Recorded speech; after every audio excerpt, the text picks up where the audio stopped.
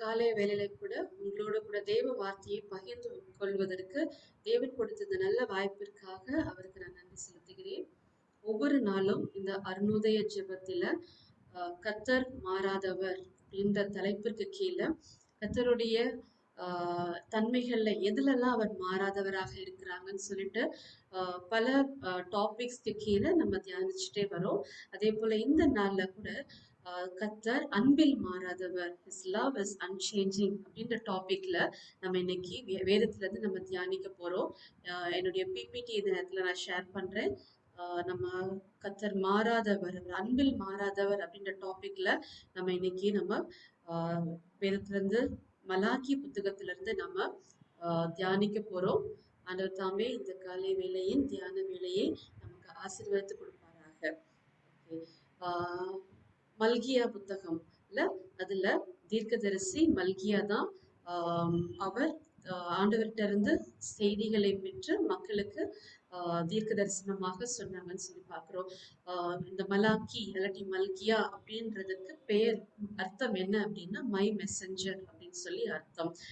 என்னுடைய தூதன் அப்படின்னு சொல்லி அல்லது கடவுளின் தூதன் அப்படின்றது அர்த்தம். சரியா?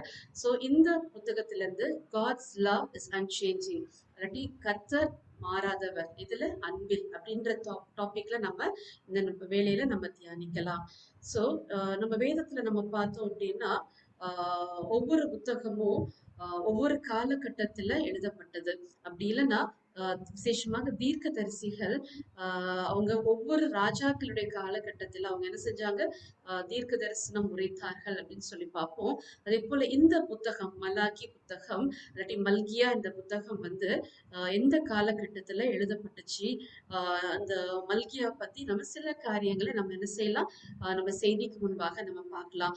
சோ இந்த மல்கியா புத்தகம் இந்த ஓல்ட் டெஸ்டமெண்ட், அதாவது பழைய ஏற்பாட்டுல ஒரு கடைசி புத்தகமாக அமைஞ்சிருக்குதுன்னு நமக்கு நல்லா தெரியும். இத வந்து வேத ஆராய்ச்சியாளர்கள் என்ன சொல்றாங்க அப்படின்னா, நம்ம பழைய ஏற்பாடு முழுவதையும் ஒரு ஒரு சின்ன ஒரு நட்ஷெல்ல கொண்டு வரணும்னா அது எங்க பார்க்கலாம் அப்படின்னா இந்த மல்கியா புத்தகம் மலாக்கி புத்தகத்துல நம்ம என்ன செய்யலாம் பார்க்கலாமா? சரியா? அப்படிதான் சொல்லி வேத ஆராய்ச்சியாளர் சொல்றாங்க. இந்த இது எங்க எப்ப நடந்துச்சு இல்லாட்டி எப்ப இந்த புத்தகம் எழுதப்பட்டுச்சு அப்படின்னு சொல்லி பார்த்தோன்னா 400 years of silence அப்படின்னு சொல்லிட்டு பழைய ஏற்பாட்டிற்கும் புதிய ஏற்பாட்டிற்கும் நடுவுல ஒரு 400 வருடம் ரொம்ப அமைதியாக இருந்துச்சு. அதாவது கர்த்தர் எந்த ஒரு தீர்க்கதரிசி மூலமாகவும் பேசவே இல்லை. எந்த தீர்க்கதரிசியும் மக்களுக்கு தீர்க்க தரிசனம் எடுத்து உரைக்காத ஒரு அமைதியான ஒரு நாட்கள் அல்லது வருடங்கள் அப்படின்னு சொல்லலாம். சோ இந்த வருடங்களுக்கு முன்பாக இந்த மல்கியா புத்தகம் எழுதப்பட்டுச்சு. அதை தொடர்ந்து இந்த 400 வருடம் silence, 400 years of silence period இருந்துச்சு. அதை ஃபாலோ பண்ணி தான் புதிய ஏற்பாட்டு காலம் ஆரம்பிக்குது அப்படின்றத நம்ம பார்க்கலாம்.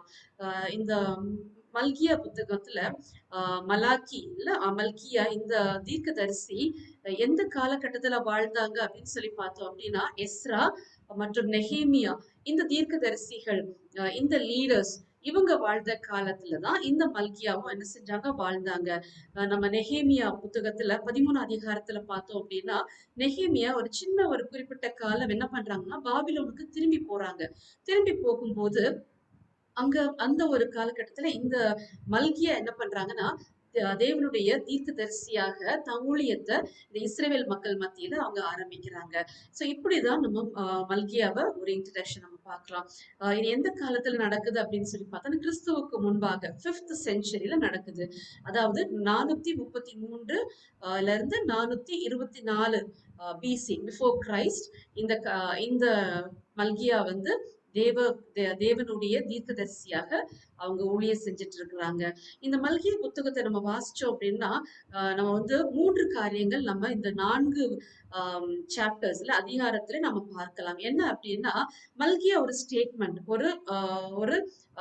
ஒரு ஸ்டேட்மெண்ட் சொல்லுவாங்க, இல்லாட்டி ஒரு கமாண்ட் கொடுப்பாங்க. அந்த ஸ்டேட்மெண்ட்டுக்கு எதிர என்ன செய்வாங்கன்னா இந்த இஸ்ரவேல் மக்கள் என்ன பண்ணுவாங்கன்னா அவங்க ஒரு கேள்வி எழுப்புவாங்க. அப்புறம் இந்த மல்கியா அதற்கு மறுமொழியாக என்ன செய்வாங்கன்னா ஆண்டவர்கிட்ட ஆண்டவர்கிட்ட செய்தியை பெற்றுக்கொண்டு இந்த மக்களுக்கு என்ன செய்வாங்க, அவங்க ஒரு செய்தியாக சொன்னாங்க. சோ இப்படிதான் இந்த 4 அதிகாரங்களும் போகும். சரியா? சோ இத நம்ம கருத்துல கொண்டு இன்னைக்கு நம்ம செய்திக்குள்ளாக போவோம். சரியா? இப்ப வேதத்துல நம்ம பார்த்தோம் அப்படின்னா தேவதாசர்கள் இல்ல அவங்க ஆண்டவர்கிட்ட பல சூழ்நிலைகள்ல பலவிதமான கேள்விகளை அவங்க கேட்டாங்க. நம்ம எடுத்தோம்னா ஆபிரகாம் கேட்டாங்க. அடுத்து நம்ம பார்த்தோம்னா மோசே கேட்டாங்க. ஆபிரகாம் எங்க கேட்டாங்க அப்படின்னு பார்த்தோம்னா ஆதியாகமம் 23ஆம் அதிகாரம் 25வது வசனத்துல நம்ம பார்க்கிறோம். பட்டணத்துக்குள்ளே ஒருவேளை 50 நீதிமான்கள் இருப்பார்கள். அதற்குள் இருக்கும் அந்த 50 நீதிமான்கள் நிமித்தம் ரட்சியாமல் இந்த ஸ்தலத்தை அழிப்பீரோ அப்படின்னு சொல்லிட்டு ஆண்டவரை நோக்கி ஒரு கேள்வியை கேட்கிறாங்க. நம்ம மோசையை பார்த்தோம் அப்படின்னா யாத்ராகமம் 5ஆம் அதிகாரம் 22வது வசனத்துல அப்பொழுது மோசே கர்த்தரிடத்தில் திரும்பி போய், ஆண்டவரே, இந்த ஜனங்களுக்கு தீங்கு வர பண்ணினது என்ன? ஏன் என்னை அனுப்பினீர் அப்படின்னு சொல்லிட்டு ஆண்டவரை நோக்கி கேள்வி கேட்கிறத நம்ம என்ன செய்யறோம், இந்த இந்த இந்த பேசேஜ்ல நம்ம வாசிக்கிறோம். அதே போல நம்ம தாவீத சங்கீதங்களை நம்ம பார்த்தோம்னா ஆண்டவரை நோக்கி பலவிதமான கேள்விகள் கேட்கிறாங்க. ஏன் என்னை கைவிட்டீர் அப்படின்னு கேட்கிறாங்க. ஒரு இடத்துல ஏன் நித்திரை பண்ணுகிறீர் சொல்லி கேட்கிறாங்க. அதே போல பலவிதமான கேள்விகள் என்ன செய்யறாங்கன்னா நம்ம தேவதாசர்கள் ஆண்டவரை நோக்கி கேட்கிறாங்க. இன்னைக்கு இந்த மல்கியா புத்தகத்துல நம்ம பார்த்தோம் அப்படின்னா இந்த இஸ்ரவேல் மக்கள் ஆண்டவரை நோக்கி பலவிதமான கேள்விகளை கேட்டாங்க. கிட்டத்தட்ட 7 கேள்விகளை ஆண்டவரை நோக்கி அவங்க கேட்டாங்க. சோ அதுல ஒரே ஒரு கேள்வியை தான் மையமா வைத்து இந்த நாள் என்னுடைய டாக்கை நான் வைத்திருக்கிறேன். என்னுடைய டாக்கை 3 விதமா பிரிச்சிருக்கிறேன். காட்ஸ் லவ் இஸ் அன்சேஞ்சிங், அவனுடைய அன்பு மாறாது. இல்ல இந்த இதுக்கு கீழாக 3 விதமா என்னுடைய செய்தியை பிரிச்சிருக்கிறேன். முதலாவது his love is stated, இல்ல அவருடைய அன்பு வந்து சொல்லப்பட்டுச்சு. இல்ல எந்த சூழ்நிலையில அவனுடைய அன்பு சொல்லப்பட்டுச்சு அப்படின்றத நம்ம பார்க்க போறோம். சோ இந்த மலாக்கி மல்கியா என்ன பண்றாருன்னா இந்த புத்தகத்தை ஆரம்பிக்கும் போது, அதாவது 1ஆம் அதிகாரம் 2ஆம் வசனத்திலேயே வந்து அவங்க சொல்றாங்க. எப்படி ஆரம்பிக்கிறாங்கன்னா, ஐ ஹவ் லவ்ட் யூ அப்படின்னு சொல்லி தேவன் உங்களை பார்த்து சொல்கிறார் அப்படின்னு சொல்லிட்டு, உங்களை நான் சிநேகித்தேன் அப்படின்னு சொல்லிட்டு ஆண்டவர் உங்களை நோக்கி சொல்றாங்க அப்படின்னு சொல்லிட்டு தான் ஒரு என்கரேஜிங்கான ஒரு வார்த்தையோட இந்த மல்கியா புத்தகம் ஆரம்பிக்குது. இல்ல அதுதான் மல்கியாவோட முதல் மெசேஜ் இல்ல ஆண்டவர்கிட்ட இருந்து மக்களுக்கு கொடுக்கப்பட்ட செய்தியாக இருந்துச்சு. இல்ல இந்த இடத்துலதான் முதல் ஆண்டவர் வந்து இஸ்ரவேல் மக்களை பார்த்து உங்களை நான் சிநேகித்தேன், உங்களை அன்பு கூறுகிறேன்னு சொன்னாங்களா? இல்ல. வேதத்துல நம்ம பழைய ஏற்பாட்டுல பார்த்தோம் அப்படின்னா பல இடங்கள்ல ஆண்டவர் வந்து எப்படியாக இஸ்ரவேல் மக்களை நேசித்தார் அப்படின்றத பல நேரங்கள்ல அவர் சொல்லியிருக்கிறாரு. அதனுடைய தம் செயல்லையும் ஆண்டவர் என்ன செஞ்சிருக்கிறாங்க, அவங்க காமிச்சிருக்கிறாங்க. உபாகமம் 7ஆம் அதிகாரம் 6ல இருந்து 8 வசனங்கள் நம்ம பார்த்தோம் அப்படின்னா தமக்கு சொந்தமா இருக்கும்படி தெரிந்து கொண்டார் அப்படின்னு சொல்லிட்டு யார, இஸ்ரவேல் மக்களை தேவன் தெரிந்து கொண்டார். அது மாத்திரம் இல்ல, நீங்கள் திரட்சியான ஜனம் என்று கர்த்தர் உங்கள் பேர்ல அன்பு வைக்கல. ஆனா நீங்க எப்படி இருக்கீங்க, கொஞ்சம் பேர் தான் இருந்தீங்க.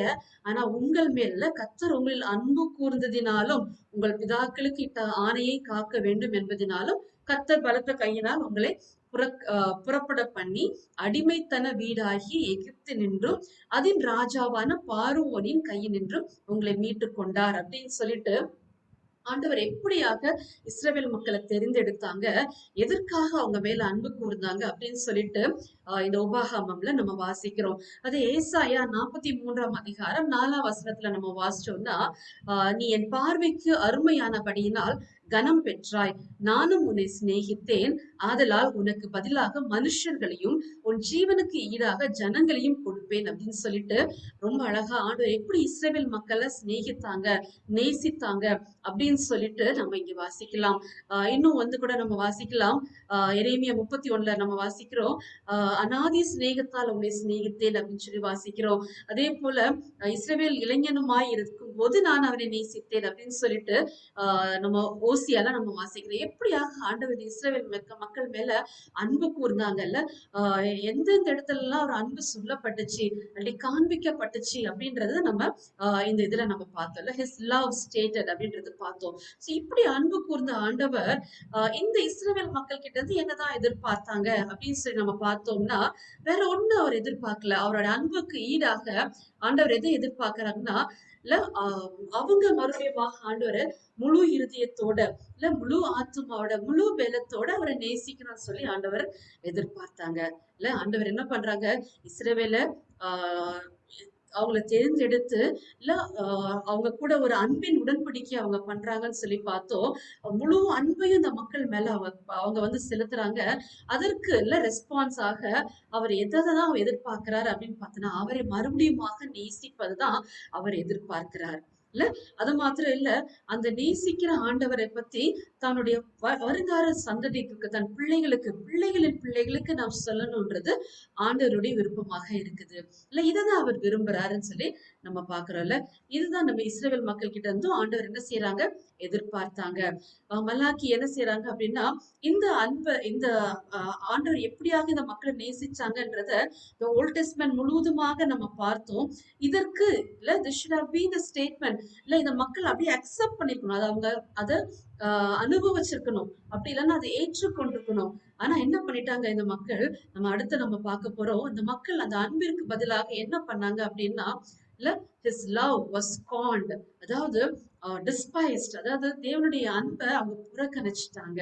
இல்ல அப்படி அன்பின் தேவன் அவங்க தெரிந்தெடுத்து ரொம்ப அழகா என்ன செஞ்சாங்க, காடுகள் மத்தியில மேடுகள், பள்ளத்தாக்குகள், இன்னுமாக பலவிதமான டெசர்ட்ஸ் வழியாக ஆண்டவர் அற்புதங்களையும் அடையாளங்களையும் காமிச்சு இல்ல ஒரு தாயை போல, ஒரு தகப்பனை போல இல்ல அவங்கள சுமந்து வந்தாங்க, அன்பு செலுத்தினாங்க. ஆனா இந்த அன்பிற்கு அவங்க என்ன, இஸ்ரவேல் மக்கள் ஈடாக என்ன பண்ணாங்கன்னா அதை புறக்கணிச்சுட்டாங்க. they despise this love. இல்ல அதுக்கு பதிலாக என்ன கேக்குறாங்கன்னா, இன்ஸ்டெட் ஆஃப் அக்னாலஜிங், இந்த அன்பிற்கு அக்செப்ட் பண்ணி அதை அக்னாலஜ் பண்றதுக்கு பதில் அவங்க என்ன கேக்குறாங்கன்னா, how have you loved us, நீங்க எங்களை எப்படி சிநேகித்தீங்க அப்படின்னு சொல்லிட்டு அவங்க ஆண்டவரை பத்தி ஆண்டவர்கிட்ட என்ன செய்யறாங்க, கேக்குறாங்க. இல்ல இந்த கேள்வி எதை வெளிப்படுத்துது அப்படின்னா, இந்த இஸ்ரவேல் மக்கள் ஆண்டவர் மேல வைத்திருக்கிற அந்த அவங்களுக்கு அந்த ஒரு நம்பிக்கையே இழந்து போச்சு. Revealing a distress for the Lord, ஆண்டவருக்கு மேல இருக்கிற அந்த நம்பிக்கை அவங்களுக்கு கொஞ்சம் கொஞ்சமாக இழந்து போயிருச்சு. அததான் வெளிப்படுத்துது. அது மாத்திரம் இல்ல, ஆண்டவர் சொன்ன வார்த்தை, ஆண்டவர் அவங்களோடு கூட அன்பின் நிமித்தமாக பண்ண உடன்படிக்கையின் மேல வைத்திருந்த அந்த விசுவாசம் அவங்களுக்குள்ளாக என்ன செய்ய ஆரம்பிச்சிருச்சு, குறைய ஆரம்பிச்சிருச்சு. அதுதான் இது இந்த கேள்வி வெளிப்படுத்துது. மூன்றாவது காரியம், ஆண்டவர் அவங்க கூட ஒரு உடன்படிக்கையை பண்றாங்கல்ல, அந்த உடன்படிக்கையின் மேல அவங்களுக்கு உள்ள அந்த நம்பிக்கை என்ன செஞ்சிருச்சு, கொஞ்சம் கொஞ்சமா குறைஞ்சிருச்சு. இந்த கேள்வியின் நிமித்தம் இதுதான் வெளிப்படுது. இல்ல சோ இஸ்ரவேல் மக்கள் என்ன பண்ணிட்டாங்கன்னா, ஆண்டோடைய வார்த்தையையும் அவருடைய அன்பையும் இல்ல அது they fail to realize and fail to accept, இல்ல ஆண்டருடைய வார்த்தையும் அன்பையும் அக்செப்ட் பண்ணுவதற்கு அவங்க தவறி விட்டு அதற்கு பதில் ஆண்டவர் கூட என்ன செய்ய ஆரம்பிச்சிட்டாங்க, வாக்குவாதம் பண்ண ஆரம்பிச்சிட்டாங்க, இல்ல முரண்டு பிடிக்க ஆரம்பிச்சிட்டாங்க, ரொம்ப அக்ரெசிவா அவங்க ஆரம்பிச்சிட்டாங்க. சோ இப்படியாக மாறிட்டாங்க. சோ புறக்கணிக்கப்பட்ட அன்பைதான் நம்ம இந்த மல்கியா புத்தகத்துல நம்ம பார்த்துட்டு இருக்கிறோம். இல்ல இதுதான் இதன் வெளிப்பாடாதான் இல்ல யார் யாரு என்னென்ன காரியங்கள் பண்ணாங்க, இல்ல அவருடைய அன்பை புறக்கணிப்பதற்கு யார் யார் என்னென்ன பண்ணாங்கன்றதுதான் நம்ம சில காரியங்கள் நம்ம இந்த இதுல பார்க்க போறோம். சோ யார் முதல் புறக்கணிச்சாங்க அப்படின்னு சொல்லி பார்த்தா, the priest.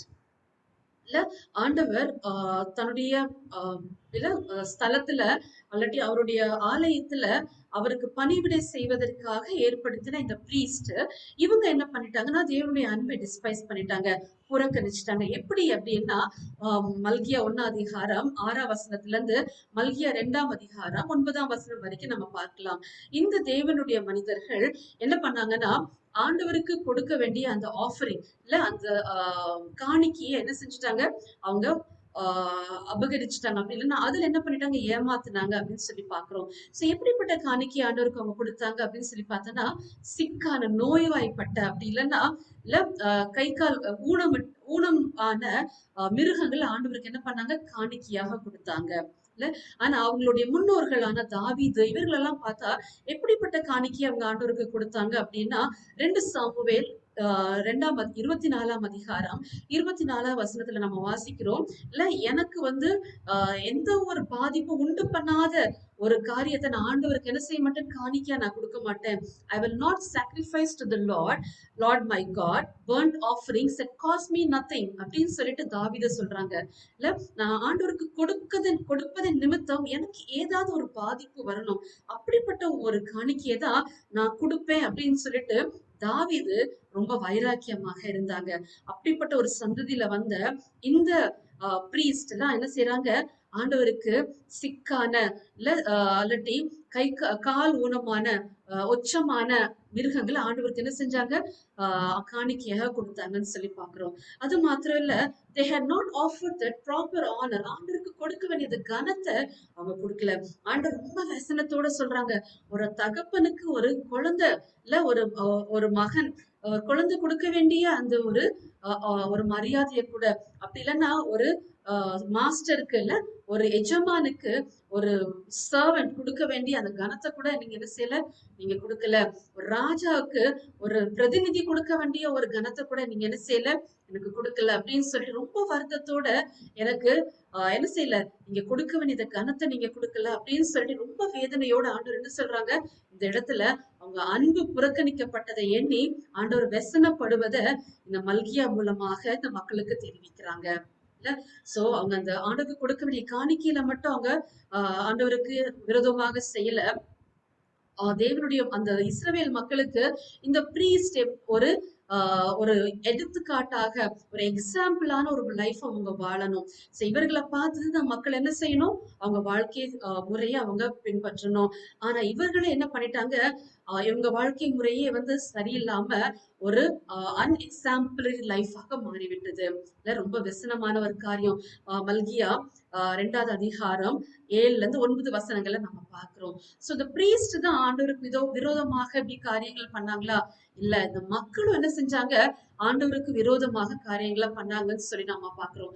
எப்படி அப்படின்னு பார்த்தோம்னா, மல்கியா 2ஆம் அதிகாரம் 10ஆம் வசனத்துல நம்ம வாசிச்சோம்னா, through their inequalities, அவங்க பணம் உள்ளவர்களையும் பணம் இல்லாதவர்களையும் வித்தியாசமாக என்ன பண்ணாங்க, அவங்க ட்ரீட் பண்ணாங்க அப்படின்னு சொல்லி பாக்குறோம். அது ஆண்டவரை ரொம்ப வேதனைப்படுத்துச்சு.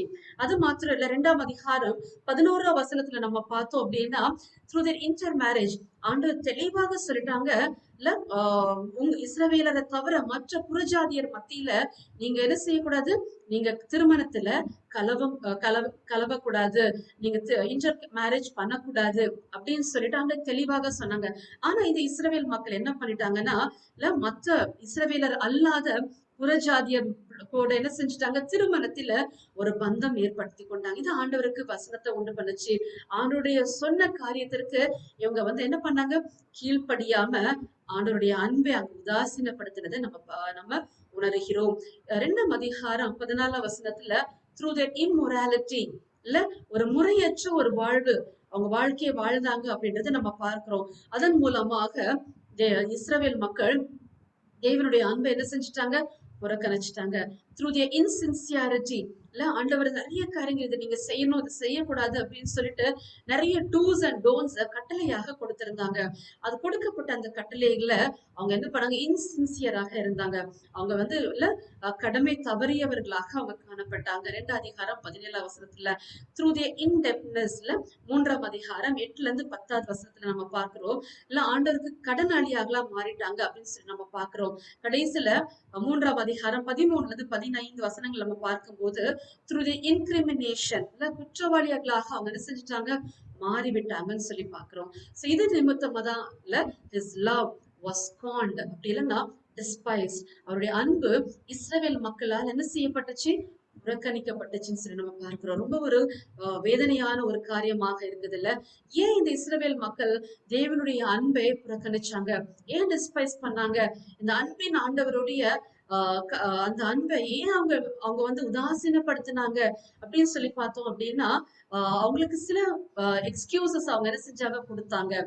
எப்படிப்பட்ட எக்ஸ்கியூஸ் கொடுத்தாங்கன்னா, அவங்களுடைய சூழ்நிலைகளை காரணமாக அவங்க காமிச்சாங்க.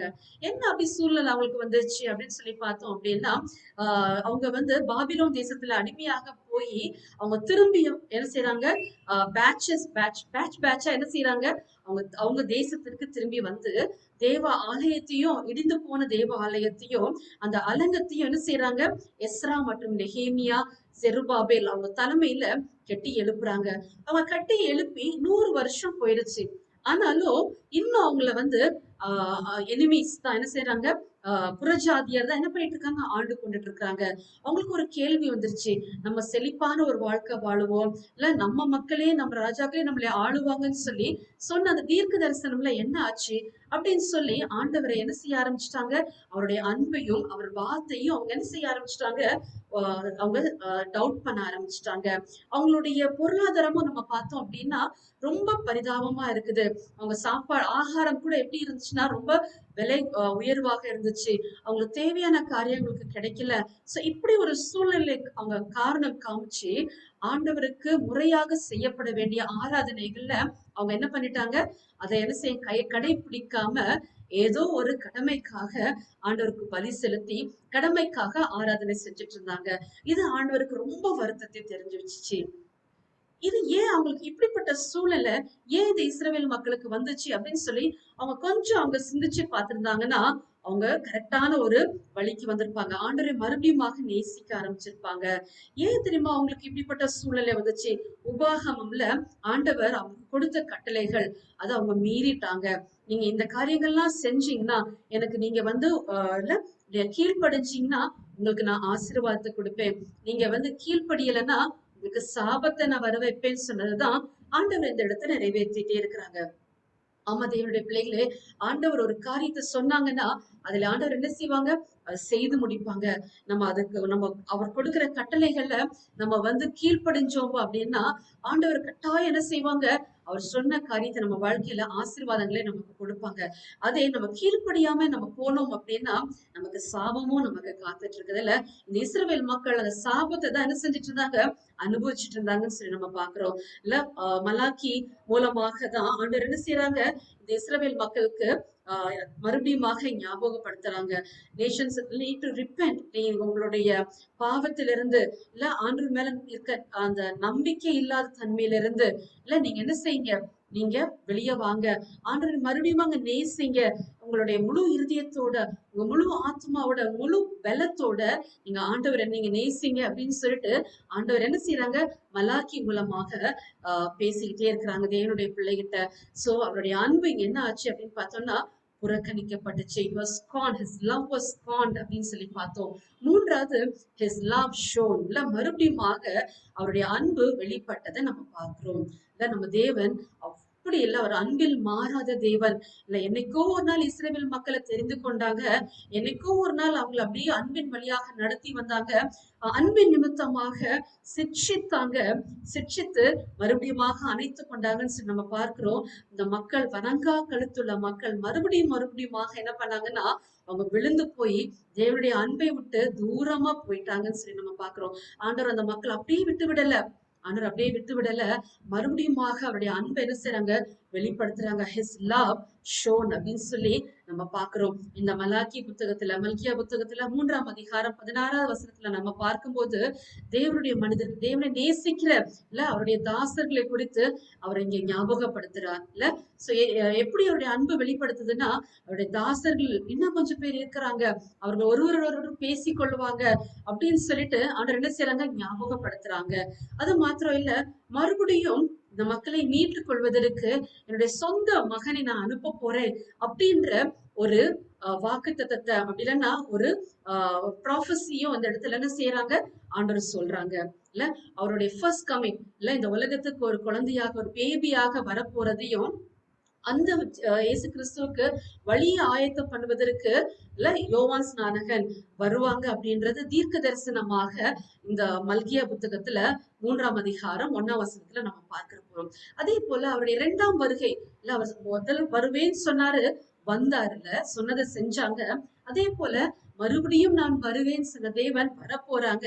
அந்த 2ஆம் வருகைய இன்ட்ரோடியூஸ் பண்ணுவதற்கு எலியா தீர்க்கதரிசி வருவார் அப்படின்றதையும் ஆண்டவர் என்ன சொல்றாங்க, 4ஆம் அதிகாரம் 5ஆம் வசனத்துல நமக்கு அது ஒரு தீர்க்க தரிசனமாக நமக்கு சொல்றாங்க. ஆண்டவர் நம்மள அப்படியே அவரை விட்டு நம்ம போயிட்டோம்னு சொல்லி விட போறது இல்ல. இந்த அன்பின் கயிற்றினால் உன்னை மறுபடியுமாக இழுத்துக் கொள்வேன்னு சொல்லி எரேமியால வாசிச்சது போல ஆண்டவர் மறுபடியுமாக அந்த அன்பின் கயிற்றினால இழுத்துக்கொண்டே இருக்கிறாங்க.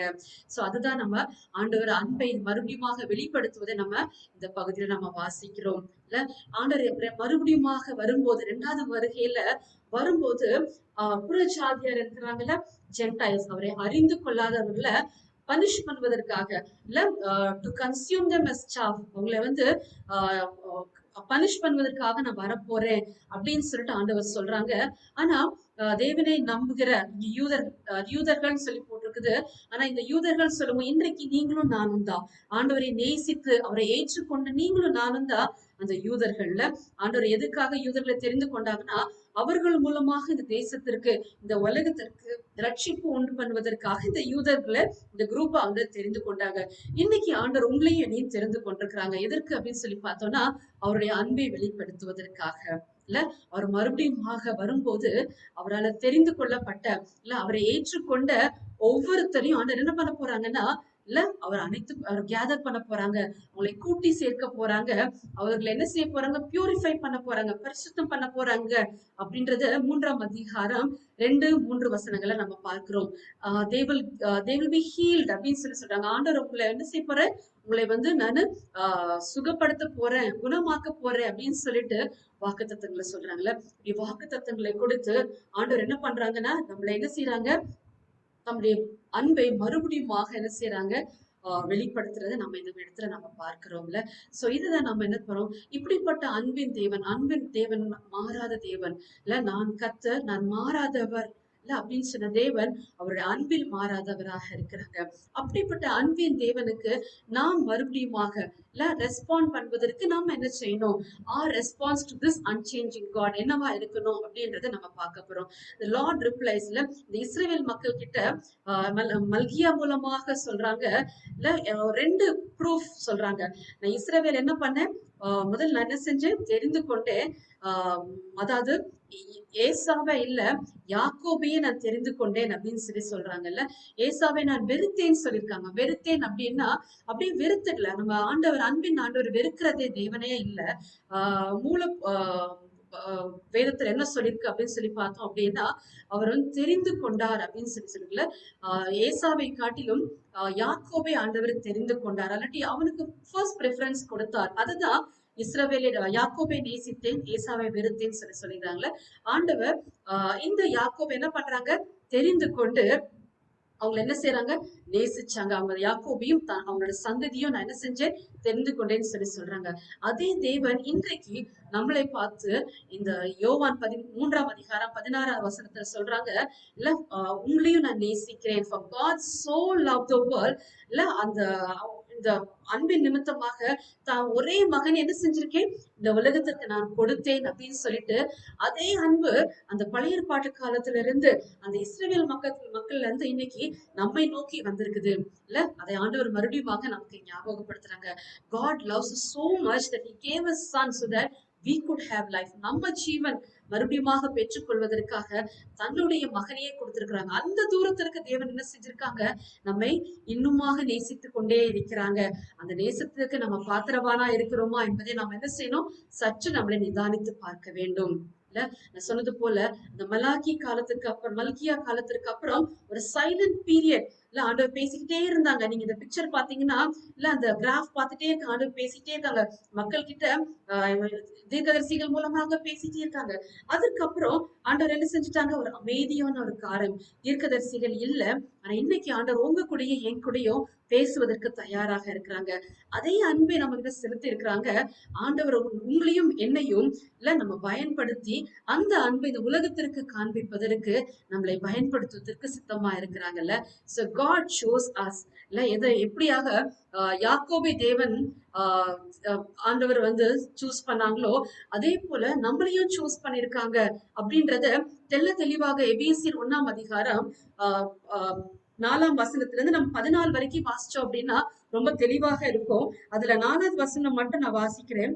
தமக்கு முன்பாக நாம் அன்பில் பரிசுத்தமுள்ளவர்களும் குற்றமில்லாதவர்களுமாய் இருப்பதற்கு அவர் உலக தோற்றத்திற்கு முன்னே கிறிஸ்துவுக்குள் நம்மை தெரிந்து கொண்டபடியே அப்படின்னு சொல்லி ஆண்டவர் உங்களையும் என்னையும் எப்படியாக தெரிந்து கொண்டாங்க அப்படின்றத நம்ம இந்த பகுதியில நம்ம வாசிக்கிறோம். எதற்கு ஆண்டவர் நம்மளை தெரிந்து கொண்டாங்க அப்படின்னா, அவருடைய அன்பை நம்ம மேல பொழிய பண்ணுவதற்கு, அவருடைய இந்த ஸ்பிரிச்சுவல் பிளெஸிங்ஸ், இந்த உலக பிரகாரமான ஆசீர்வாதங்களை நம்ம மேல பொழிய பண்ணுவதற்காக ஆண்டவர் உங்களையும் என்ன செஞ்சிருக்காங்க, தெரிந்து கொண்டிருக்கிறாங்க. ஆனா இந்த இஸ்ரவேல் மக்களை போல அந்த அன்பை நம்ம உதாசீனப்படுத்தாம அந்த அன்பிற்கு நம்ம பதிலாக, அந்த அன்பிற்கு நம்ம ரெஸ்பாண்ட் பண்றதாக நம்ம என்ன மாதிரி காரியங்கள் நம்ம செய்யலான்றத ஒரு 5 காரியங்களை மாத்திரம் நம்ம பார்த்து முடிக்க போறோம். அந்த 5 காரியங்கள் நம்ம அதே உபாகமம் 6ஆம் அதிகாரம் 4-9 நம்ம பார்க்கலாம். முதலாவது காரியம், ஆண்டவருக்கு நம்ம மறுபடியுமாக ரெஸ்பாண்ட் பண்றதாக நம்ம என்ன செய்யலாம் அப்படின்னா, loving him with all our heart, with all our soul and with all our might.